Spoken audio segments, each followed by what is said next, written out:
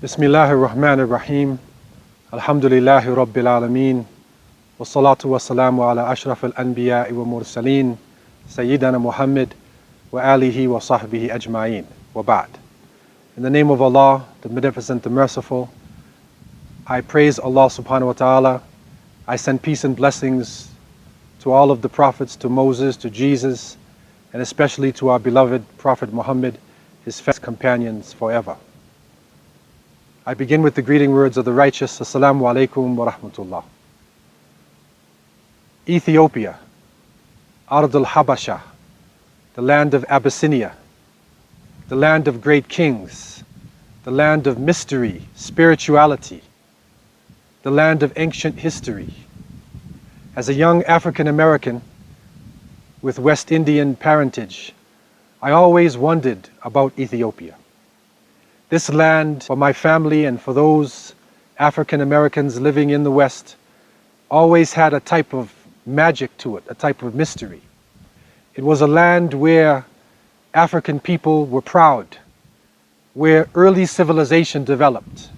Some say that even the first man walked this land. But in my quest, I realized that Ethiopia was more than just a land of history. It was a land of high spirituality. It is said that lost Ark of the Covenant lies in this land. It is also said that great Christian rulers and kings walked this land and maintained the teachings of Jesus, peace be upon him.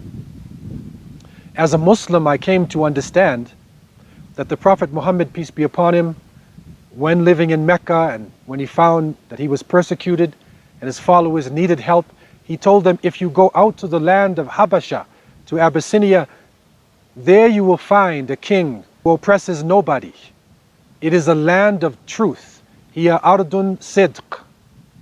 How did he know that it was a land of truth?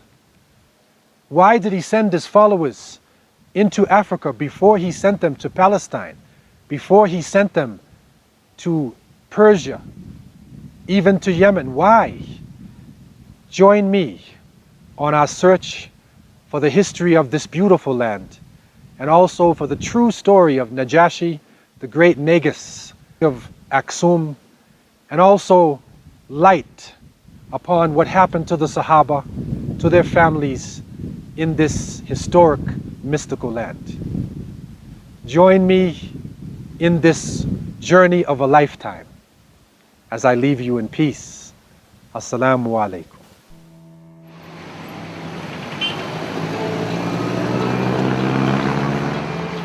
My journey starts in the relatively young city of Addis Ababa, the capital of Ethiopia. It's founded in 1887 by the Emperor Menelik and has grown to a population of just over 3 million. To my astonishment, I found out that a large percentage of the people of Addis Ababa are Muslim. In fact, 40% of Ethiopia is Muslim.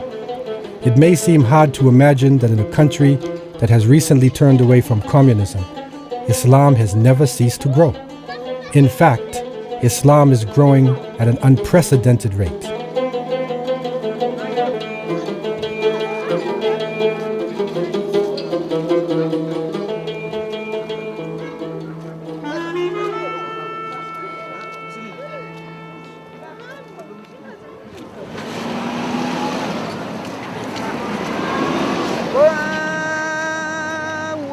Minarets of mosques dominate the old town, and the call to prayer reverberates around the city.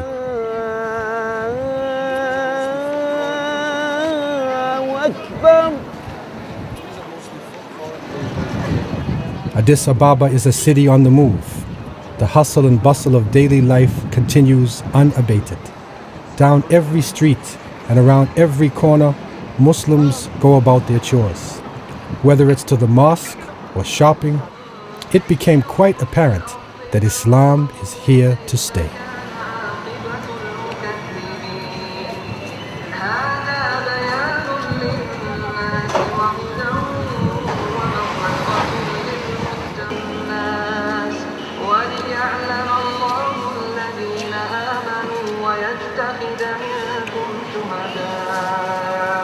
والله لا يحب الظالمين وليمحص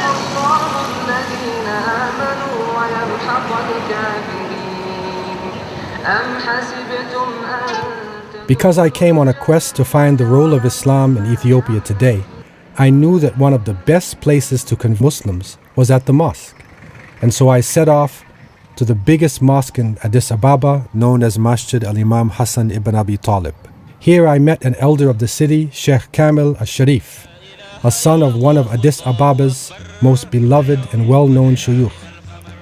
As Sheikh Kamil's name also indicates, al-Sharif, he is a noble one, a descendant of the Prophet Muhammad, peace be upon him.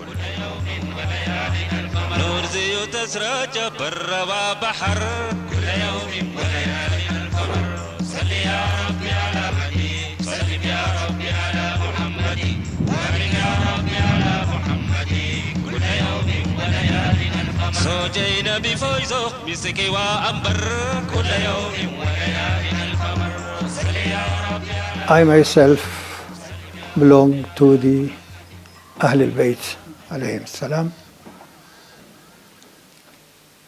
We Ahl al-Bayt, our grandfathers,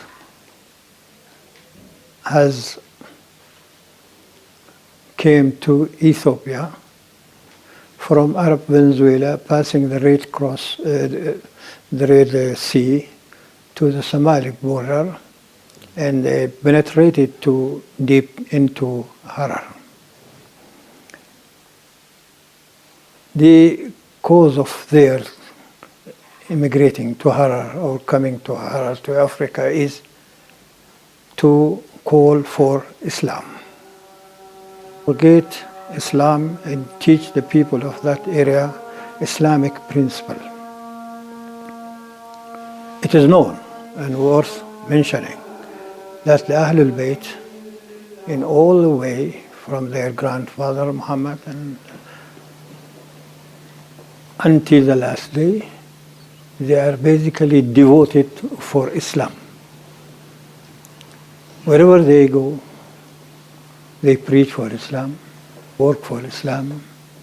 They give guidance and proper teaching to all Muslims and approach non-Muslims also to accept Islam.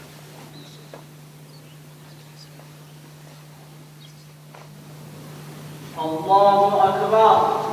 La ilaha illallah wallahu akbar. I found out that Sheikh Kamil's family comes from the legendary city of Harar, situated in the east of Ethiopia. He also told me that Harar was one of the main centers of Islamic learning for over 800 years. I had to find out more of this ancient city and arrange with Sheikh Kamil to journey there.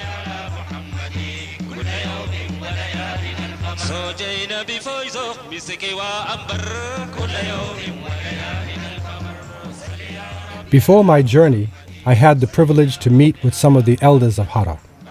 They have a special trust in the Harari National League in order to preserve the history and culture of the city. Amazingly, the language we all felt comfortable speaking was Arabic. I was amazed just listening to these men talk about Harar.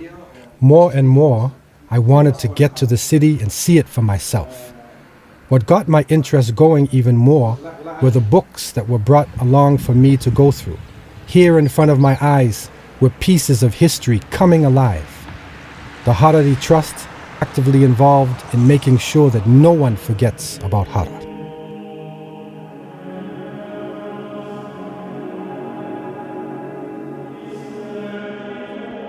On the way to Harar, we came across a very old mosque on the trade routes where camels once traveled. The caretaker explained that many caravans passed through on their way to selling their wares in the interior. The simple architecture of the mosque reminded me of similar structures I had seen on my travels through North Africa and Arabia.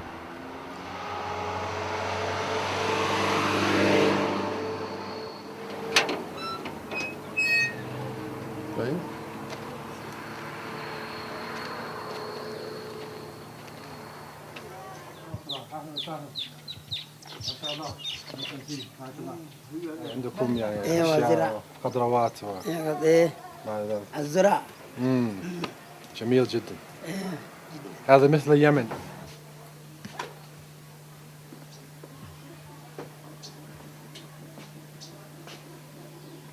As I entered, I felt a profound sense of hundreds of years of worship drifting down on me. I realized that this mosque stands in testimony to the believers of Islam.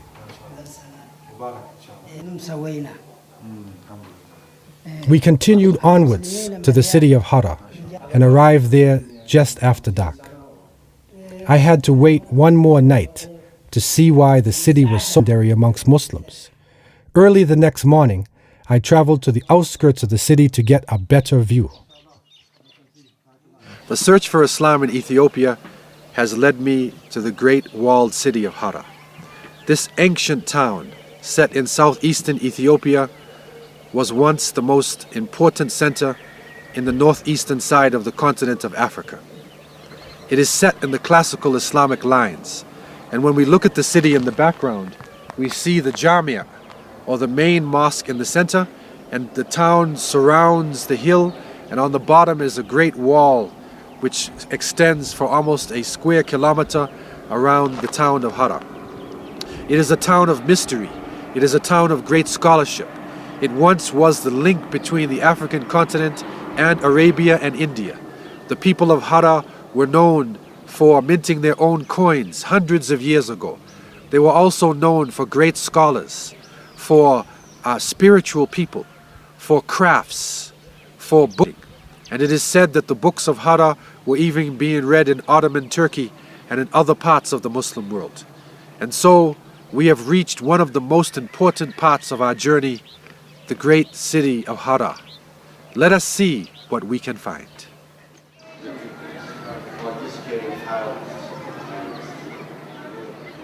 For hundreds of years, this city was closed to foreigners. As an exclusive Islamic center, non-Muslims were not permitted Hara. I was dumbfounded when I learned that there are 82 mosques in this small city. Imagine 82 mosques that take care of the needs of those situated in their immediate vicinity. This is an example of the many masjids in the walled city of Hara.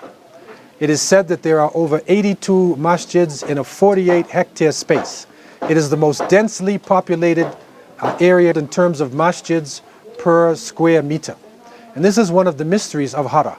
This is Masjid al-Arabi, the Arab mosque, which was built around 1875 by the Egyptians, and it is one of the local centers for the people who are living in this particular section in Hara. And you'll find this all over the city, that about 40 families and an imam are basically situated around the mosque, and this gives us the flavor all around the city. These they are of course smaller in size. They comprise about 40 persons. As you know, 40 persons, it will enable you also to have the Friday prayer. But the main purpose to make it 40 persons, not only to make Friday prayer, but the imam of, or we call him Lazim, the imam of that mosque is responsible for 40 households. These mosques are situated in such a way to be the center for these 40 families. Hara was once surrounded by a great stone wall to keep out wild animals and the enemy. This gave rise to Hara being known as the walled city. Inside its walls, scholars from all over the Muslim world were teaching and producing detailed works on Islam. Many of them were also actively involved in closeness to Allah by building on their strong spiritual beliefs.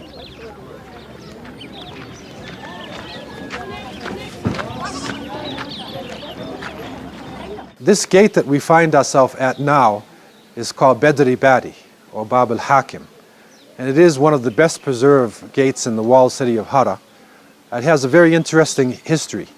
It is said by the local historians that over 400 of the fuqaha, the jurists of Islam, lived within the area near this gate. They eventually lives for the preservation of the city and have left a beautiful heritage and a deep tradition. And so, again, the gates open up the mysteries of the city. There are 5 within Hara, and let us see if we can find even more. The gate's purpose is, they made it of course 5 purposely to represent 5 times prayer. They had one also gate which is closed and now opened. They used to call it kuf, meaning a closed door. They only open it when there is war from the western, west-east part. These gates, they are very important because they want to control all enemies coming from any direction, because in the past they don't know where the enemy comes from. They can check them and control them. We are blessed today to be in front of one of the important gates of the city of Hara. It is Baba Nasr, and this is the gate of victory. It is one of the gates where the protection of the city was maintained. And that is one of the blessings of the city of Hara, where only 220 years ago, non-Muslims actually entered the city. It is a city of peace, a city of the scholars, and a city of high spirituality. So we are blessed today to be here with the ashraf of the city, the nobles who are descendants of the Prophet Muhammad, peace be upon him. Al-Hajj Kamil al-Sharif and the others have come today along with the citizens, and we are blessed to be here. It is the gate of victory, and we always pray that this city will again rise. Hara is now becoming a very important city, and it is rising back again into importance in Africa and also in the Muslim world.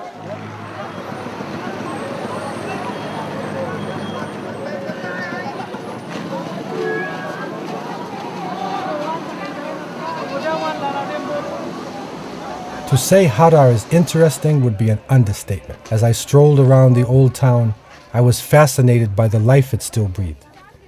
It almost felt like I was taking a step back in time.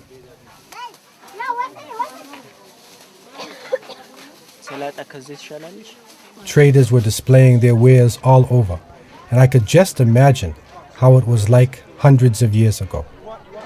This is a typical marketplace in Hara. For centuries, people have gathered together, bringing their wares from the countryside into the town. Hara is one of the most important centers for civilization within Ethiopia.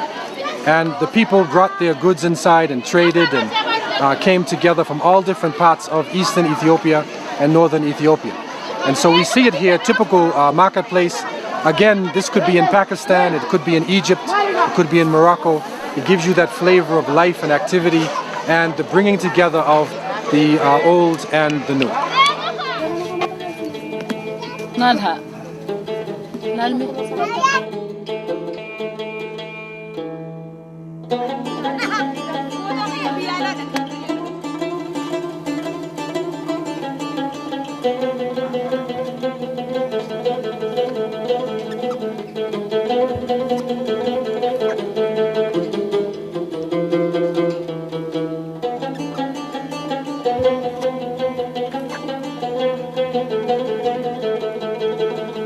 Baskets are now being made by our sisters. It takes 1 month of weaving to produce one of these baskets.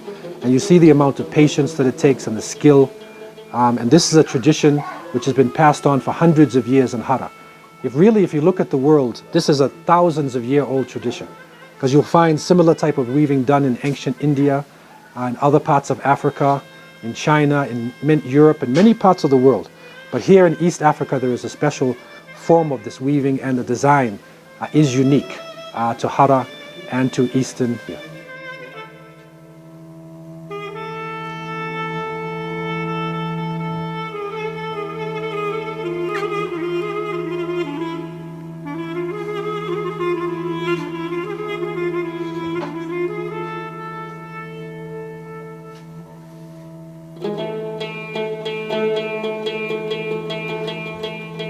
This is the weaving of the culture of Hara, and you see again the designs and the colors of Africa and the Arab world.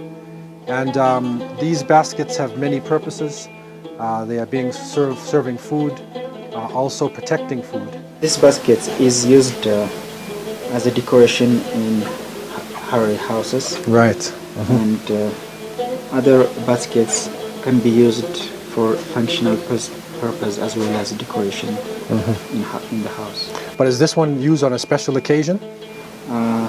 it's not used on a special occasion, but whenever a young Harari woman marries a man, and when she go to her new house, Right. she has to have 6 different types of basketries, Yeah. and this is one of 6. Like many parts of the Islamic world, the shops of Hara are a reflection of Islamic culture. What is special about the culture here is it combines Arab culture with African culture with the Islamic culture. So you see in the famous kufiya, it is normally worn at the time of the wedding for the men. So this kufiya is special. It is worn at the time of the weddings, and it has the special design, as you see on the top of the cap. It's similar to many of the masjids and designs within the Islamic world. And what makes it special are the colors. The colors are African Ethiopian colors, the green, the red, and the gold, and the black. And also you see the design. So with the beautiful designs, the blending together of the colors, you then come out with a product which is unique.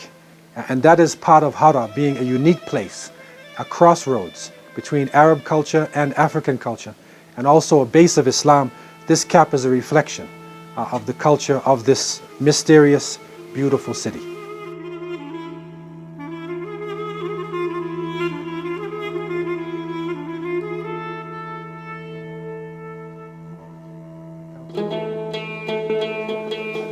These are the narrow streets of Hara.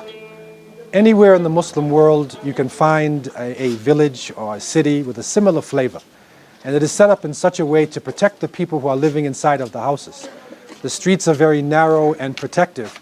And when you go inside of the door, then you'll find that it opens up to a courtyard, and the family then is protected from the outside world. And so Hara has followed in the Arabic, African, Islamic tradition in setting up its cities in the same way. And it's a very beautiful town. The children are here, the families are here, there's the smell of spices. And that is something you find in Zanzibar and in Fez and Marrakesh and Lahore and all over the Muslim world. This narrow alley is one of the tightest in the city of Hara. And it has a special history to it. It is called the Reconciliation Street. And that is because it is so narrow that if people are fighting against each other or disagree, they have to reconcile their differences. And so it is a special place. It has brought people together. And the whole spirit is, we're tight, we're a family, so we need to really come clear with all of the arguments and differences that we have. We need streets like this all over the world.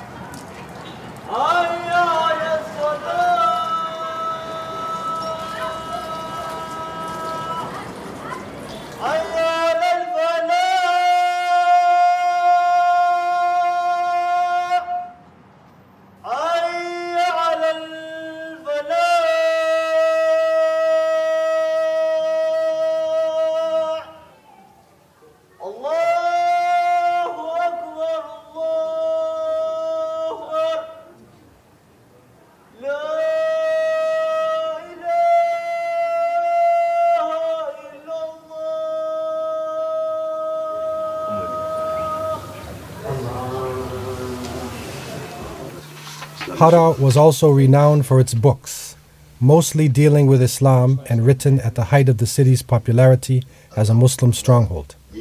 One man who's taken it upon himself to care and preserve many of the old texts, Sharif Ali. I collect Hararian history, heritage, like this. In first, it was forbidden in the time of Haile Selassie, in the time of military Derg, military regime. But in the fall of Haile military regime, we get some freedom. So that I began to collect with Harari songs, Harari coins, books, written documents, and heritage about the surrounding people.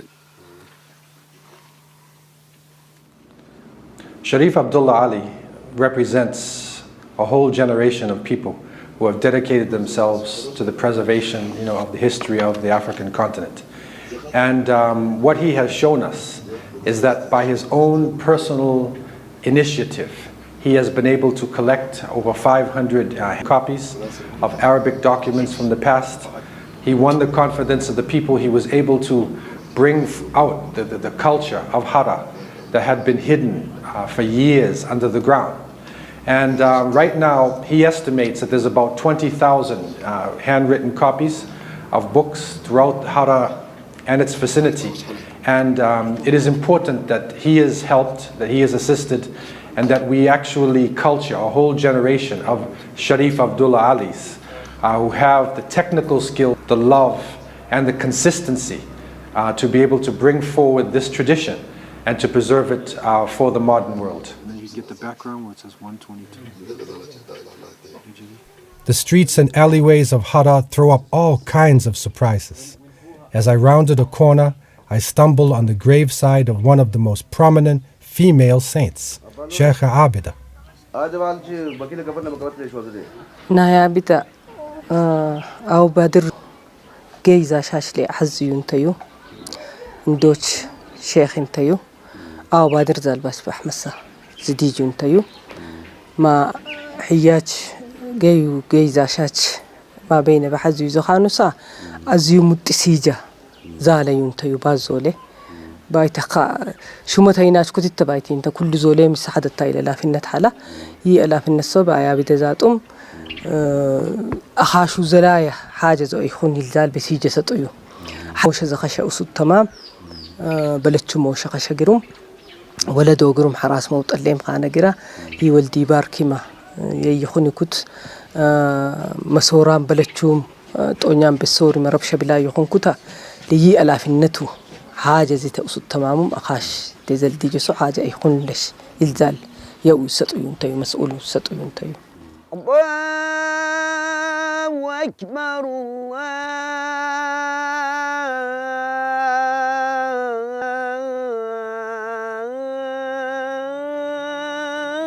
الله أكبر.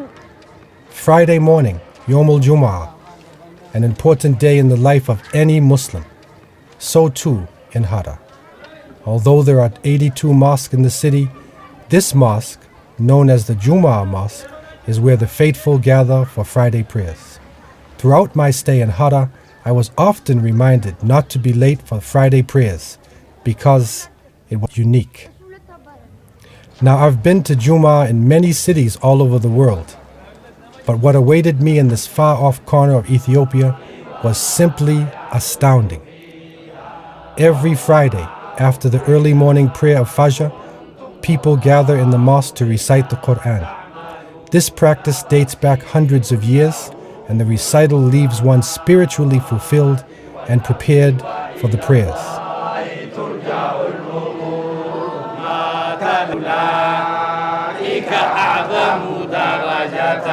من الذين أنفقوا من بعد أجر كريم يوم ترى المؤمنين والمؤمنات يسعى نورهم بين أيديهم وبأيمانهم بشراكم اليوم جنات تجري من تحتها الأنهار ولكنكم فتنتم أنفسكم وتربصتم وارتبتم وغلبتم الأماني حتى جاء أمر الله وغركم بالله الغرور اليوم نزل من الحق ولا يكون كالذين أوتوا الكتاب من فطال عليهم الأمل فقست قلوبهم وكثير منهم فاسقون اعلموا ومغفرة من الله ورضوان وما الحياة الدنيا إلا الكتاب من قبل فطال عليهم الأمل وقذفتم والذين كفروا وكذبوا أشهد أن لا إله إلا الله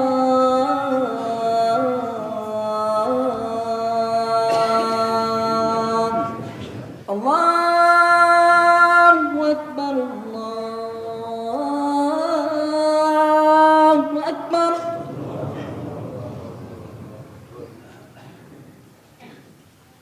لا إله إلا الله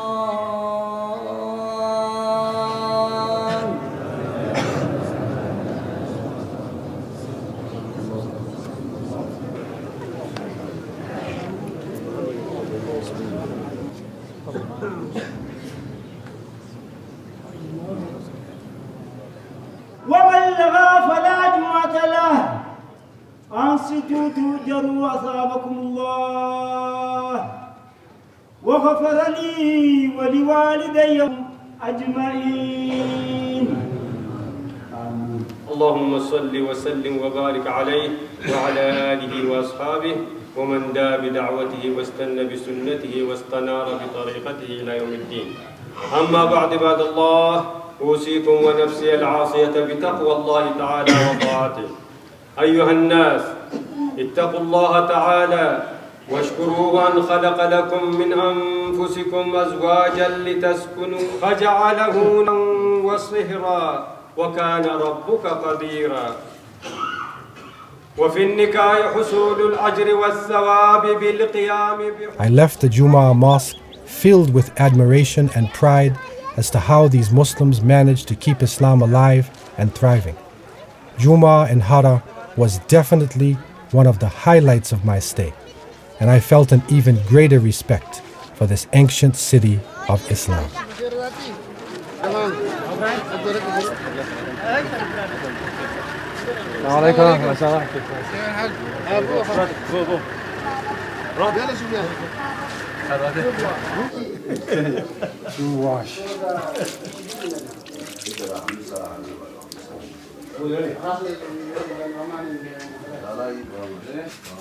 And as is customary all over the Islamic world, a delicious Harari lunch was prepared after the Friday prayers. Okay.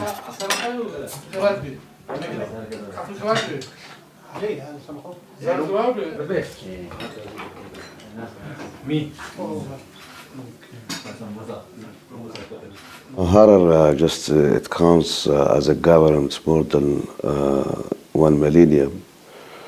It's almost 1,100 and something years. It was established as a government, at the turn of millennium. Of course, the Hararis previously they were not here. They are Semitic stock.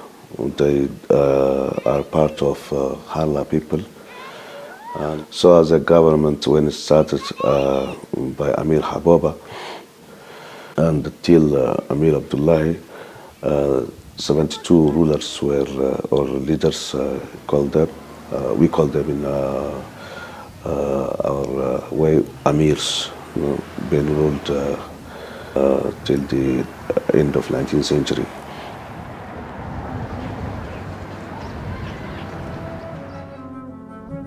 My stay in Hara had to come to an end, and I was looking forward to continue on my way through Ethiopia. Next stop was Nagash, the city of the Aksumite Christian king Ashama. He was the person who received and gave protection to the companions of the Prophet Muhammad, peace be upon him, first Hijrah. The drive was long and tiring. The city itself is high up in the mountains.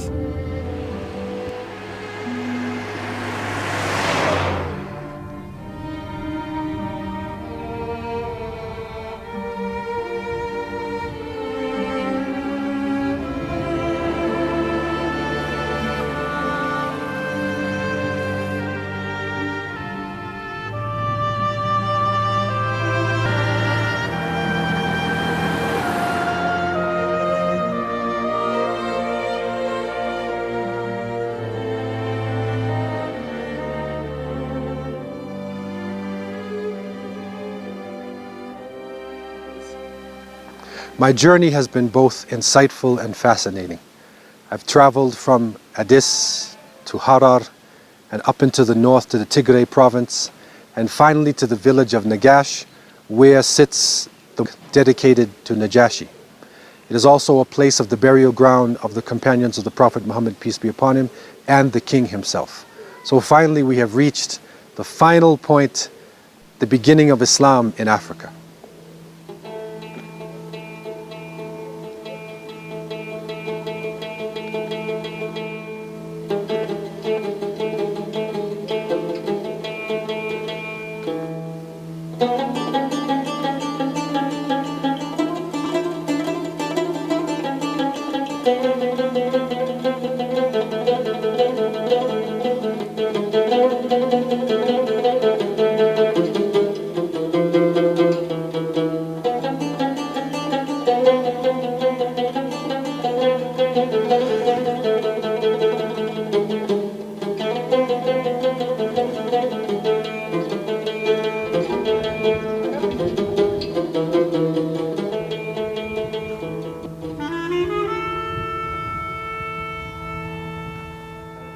فنحن نوجد في هذا المكان الطيب المبارك، هو مكان الملك النجاشي أصحم النجاشي، ونحن قد دخلنا من المسجد الجامع الذي بناه المرحوم حاج محمد عبدو الذي توفي سنة 1955 ميلادي، وبعده تم تجديده على نفقة الشيخ حسين العمودي جزاه الله خيرا. ثم دخلنا بعد ذلك بعد زيارة المسجد إلى هذا المكان الطيب بعد أن رأينا هناك مقابر للصالحين والأولياء عدة، منهم الشيخ عمر أبرار ومنهم الشيخ الحاج نور حسين ومنهم الشيخ محمد الشيخ وإلى غير ذلك.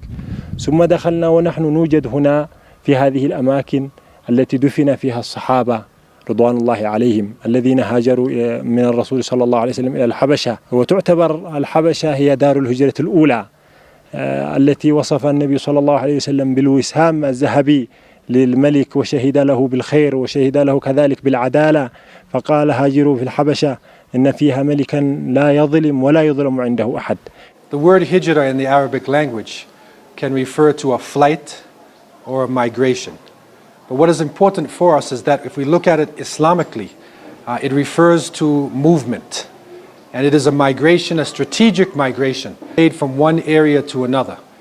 The significance of the hijrah, in the case of the Prophet Muhammad ﷺ, number one is that the hijrah represents the movement of the Muslims from out of a state of insecurity to a state of security. We know that in the Meccan period, the Prophet, peace and blessings be upon him, came to Quraysh and came to the people of Arabia with the message of Tawheed. He found great opposition. And by the 4th year, his followers were being killed and tortured to the extent where they were not able to actually defend themselves. And so the Prophet, peace be upon him, then saw the hijrah as a means of releasing them from insecurity to a place of security and protection and freedom.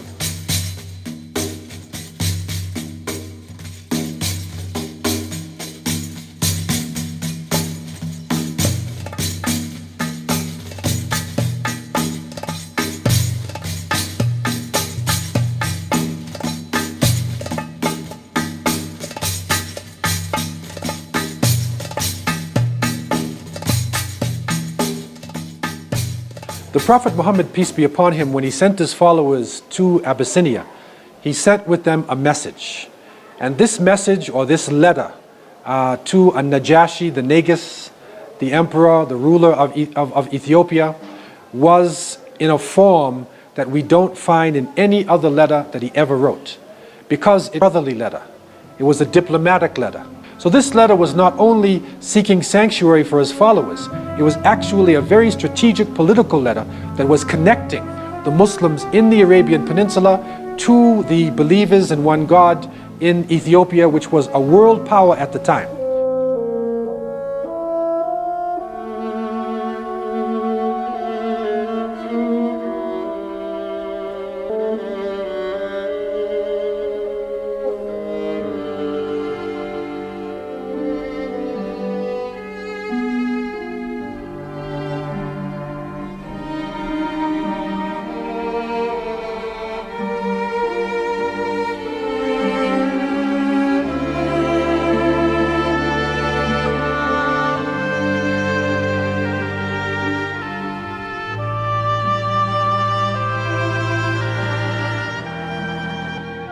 The Quraysh, being the rulers of Mecca and being very familiar with Abyssinia, when they found out that the migrants had gone to Ethiopia, they were terrified, and they recognized that that movement could be a serious change in relationships between the Arabian Peninsula and between the people in Ethiopia. It could be a world power that could be backing the Prophet Muhammad, peace be upon him. So they sent Abdullah ibn Rabi' Amr ibn al-As, who later became a very famous Muslim. They sent the two of them, who were known for their wisdom and their cunning and their diplomacy. They sent them to the Najashi, and basically they accused the Muslims of breaking their religion, of disrespecting Christianity. The Najashi then called for the Muslims to come out, and he questioned them. Is it true what these people say? And we also know that the two diplomats from Quraysh, they gave gifts to the courtiers so they set everything up. But when the king asked the question to the Muslims, Ja'far ibn Abi Talib radiallahu an responded in a very beautiful way, explaining and showing how the Muslims were in a state of ignorance. They didn't respect themselves. They ate rotten meat. They drank intoxicants. They slaughtered the weak. They committed adultery. And then he read from Surah Al-Maryam.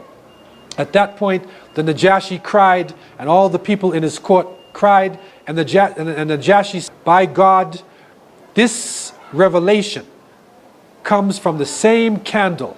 The light comes from the same candle that the Bible comes from. He said, I will never let them go. You are free to live in our lands. We find from the traditions that when the Najashi, may Allah be pleased with him, got the message from the Prophet ﷺ, that he actually reflected upon this and he secretly accepted Islam. And he was in correspondence with the Prophet, peace be upon him. Finally, the Prophet ﷺ, when hearing that the Najashi had died, he made Salatul Janaza lil Ghaib. He made a Janazah prayer for the one who was absent, knowing that there wasn't anybody in Ethiopia who would make it for him at the time. He had accepted Islam secretly.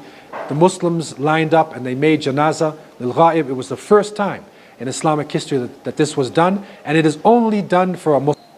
And so based on this correspondence, based on what happened with Najashi, what we know, he was a strong, firm believer before his death, and the Prophet, peace be upon him, confirmed this for all of the Muslims, and this is agreed upon by the ijma' of the historians and the fuqaha, that he had accepted Islam, and so Islam had now entered this country at the hands of a leading personality. I had come to Ethiopia in search of the story of Islam. After leaving, I knew that my wish had been fulfilled. Islam is becoming the heartbeat once again of this ancient land of Abyssinia.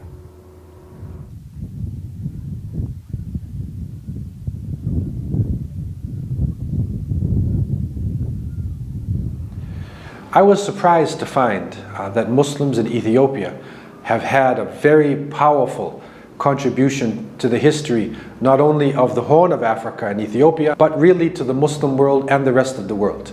And this is part of the well-kept secret of what has happened in this part of the African continent. And we found that in the highlands of Ethiopia, that Muslims make up somewhere between 40 to 60% of the population. And the city of Hara not only was a great link for the Muslim world, but it was an important city for Ethiopia itself. It linked ancient Aksum, which was the great ancient empire of Ethiopia, with the modern world. So for instance, the coins of Hara, which were first struck in the walled city of Hara, these coins actually linked the Aksumite coins with the modern day coins used in Ethiopia. So Muslims have made a great contribution to this land, and in the building of Addis Ababa, we have come to understand that it was Harari, masons and artisans that actually helped to develop the city of Addis Ababa. So present day Ethiopia has a great legacy, has a great debt in relationship to the Muslims. And so therefore it's important now with Ethiopia coming out into the world and the different peoples within Ethiopia coming out, that we are able to bring forward the Muslim contribution and to show that Islam did not come into Ethiopia as a conqueror, but Muslims came as refugees. The Prophet Muhammad called Ethiopia a land of truth. He sent his followers there before he sent them to Medina in the north, before they went to Jerusalem, before they went to Persia, before they went to Malaysia. They entered the African continent. And so this is very significant in our understanding of Africa and our understanding of the relationship between Muslims and Christians, that to a great extent there was cooperation between the two groups. And so Islam and Ethiopia represents a very beautiful chapter if we're able to go through the veils and really see the contributions made by the people in Ethiopia.